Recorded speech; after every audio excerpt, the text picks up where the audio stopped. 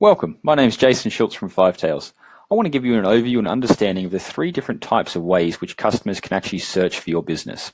Now this is going to be part of a three-part series on understanding search terms so that ultimately you can get to the point where you're actually able to identify the right search terms for your business, because it really is very specific to your understanding of your business and what's actually going to drive the growth of your business going forward. But it's going to take us 2 steps in order to get to that third one.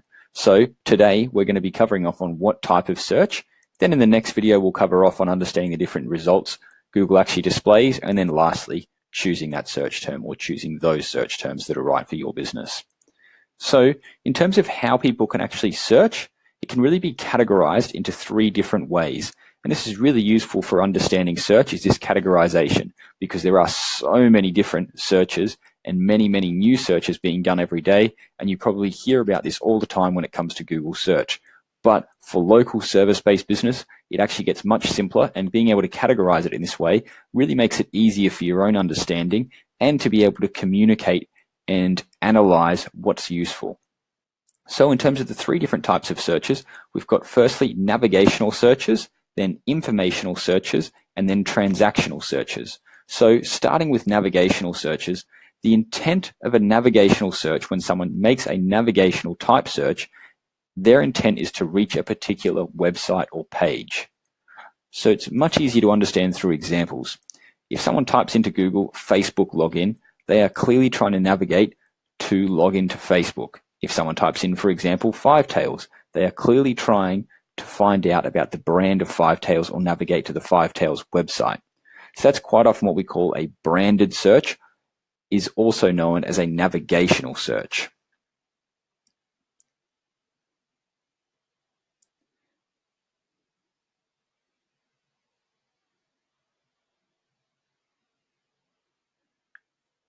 And as far as actually how you utilize these searches within your strategy, this is really more about playing defense, in that what you're trying to do, outside of obviously having a website that is friendly to Google and Google can understand, what you're really trying to do as far as a navigational search goes, or a branded search goes, is play defense. And that is just protect the real estate or the search space from your competitors. So as you start to gain some traction on Google search, or if you do have your business has been around for a while and you do have a bit of a reputation, you're going to find that other people or competitors actually run ads on your searches. So someone might be looking for your business and a competitor's ad is actually going to appear above your listing as a paid ad.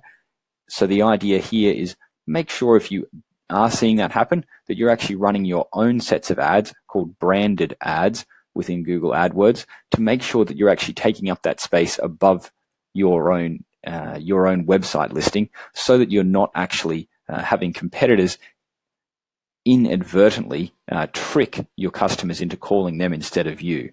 Obviously, it seems like quite a devious tactic, but this happens all the time, and what they're essentially trying to do, not necessarily is always trick customers into calling them, but convince them that there is another alternative. If they are coming back to you time and time again for repeat customers, they're trying to sway them away to themselves. The next type of search we're looking at here is an informational search, the one in the center. Now, the intent of an informational search is to acquire information. Examples here are signs my roof needs replacing. If someone types that into Google, signs my roof needs replacing, they're clearly looking for information. They're not necessarily ready or looking yet for someone in order to actually fix their roof or replace their roof. They're looking for information at this stage. Another example might be how to change an LED light. They're looking for information. Now, Google's not obviously the only search engine that people go to for information. Plenty of people are using YouTube for these types of searches as well. But this is where, as far as incorporating into your own strategy, if you are looking at this, the audience is really wide. However, their intent in order to use your services could be quite low. So it's really a matter of how far your business can actually reach geographically. As an example, if you can reach every major city within the country, it might well make sense for you to go after informational type searches, because someone could be searching, if they're searching for signs my roof needs replacing, you can actually appeal to that search through a blog post.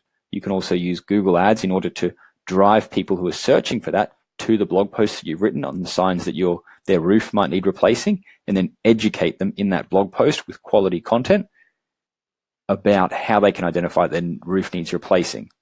That's bringing them to your website when they type that search term in.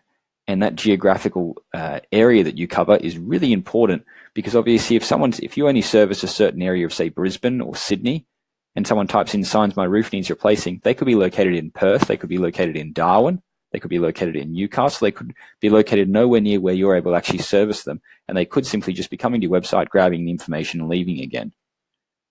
Not overly useful as far as driving new inquiries. However, if you are able to do this, if you are able to service people on a wider scale, that generally means that informational searches start to become available to you. And the advantage here is they often can be less competitive, and the search volume can be quite high for some of these searches. Now, the last and the most relevant one for most businesses is transactional searches. So the intent is to inquire or transact in this case. Examples of this are get hot water system quotes. Someone's clearly looking, whoever typed that search in, the person who types that in is clearly looking to get quotes. They're looking for a solution to their problem, and they're looking to pay for a solution to their problem. Another one would be electrician Northern Beaches. This person is clearly looking for an electrician within Northern Beaches.